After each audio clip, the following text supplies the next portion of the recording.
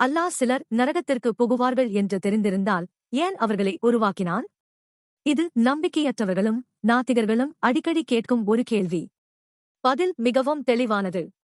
ஆம், அல்லாஹ் எல்லாவற்றையும் அறிவான். கடந்த காலம், நிகழ்காலம், எதிர்காலம் என்ற அனைத்தையும். ஆனால் அவன் யாரையும் தவறு செய்ய வைக்கவில்லை. அல்லாஹ் ஒருவரின் தேர்வை அறிவான் என்பதால் அவர் அந்த தேர்வை அவர்களிடம் கட்டாயப்படுத்தினான் என்பதல்ல. இதை ஒரு ஆசிரியருடன் ஒப்பிடுங்கள்.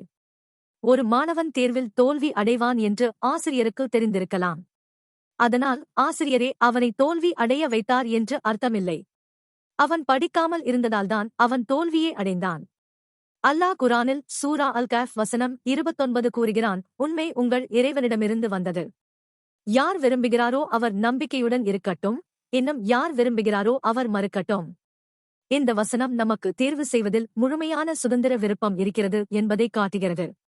இந்த உலகம் சொர்க்கம் அல்ல, இது ஒரு சோதனை. இன்னும் குரானில் சூரா அல் முல்க் வசனம் 2 கூறுகிறது, அல்லாஹ் வாழ்க்கையையும் மரணத்தையும் உருவாக்கினான், யார் செயல்களில் சிறந்தவர் என்பதை சோதிப்பதற்காக. சோதனை இல்லாமல் வெகுமதி அல்லது தண்டனைக்கு அர்த்தமே இல்லை. அல்லாஹ் சிலர் தவறான பாதையை தேர்வு செய்வார்கள் என்று தெரிந்திருந்தாலும் அவர்களுக்கு மீண்டும் மீண்டும் திரும்ப வரும் வாய்ப்பை அளிக்கிறான். முஹம்மது நபி ஸல்லல்லாஹு அலைஹி வஸல்லம் அவர்கள் கூறினார்கள், அல்லாஹ் தனது அடியார்களுக்கு ஒரு தாயின் கருணையை விட அதிகமாக கருணையுள்ளவன்.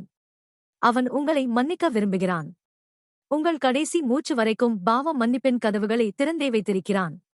இன்னும் குரானில் சூரா அல் அஹ்ராஃப் வசனம் 172 கூறுகிறது, நாம் இந்த உலகத்திற்கு வருவதற்கு முன் அல்லாஹ் எல்லா ஆத்மாக்களையும் அழைத்து கேட்டான், நான் உங்கள் இறைவன் அல்லவா? நாம் அனைவரும் சொன்னோம், ஆம், நாங்கள் சாட்சி அளிக்கிறோம் என்று. எனவே யாரும் நரகத்திற்கு கட்டாயமாக அனுப்பப்படவில்லை. மக்களை தங்களுடைய விருப்பத்துக்கெனவாறு விலகிச் செல்கிறார்கள். அல்லாஹ் எப்போதும் நியாயமானதையே தருகிறான். அப்படியென்றால் ஏன் அவன் நம்மை உருவாக்கினான்? ஒரே ஒரு மனிதன் கூட சொர்க்கத்தை அடைந்தால் அது எல்லாவற்றுக்கும் மதிப்புடையது.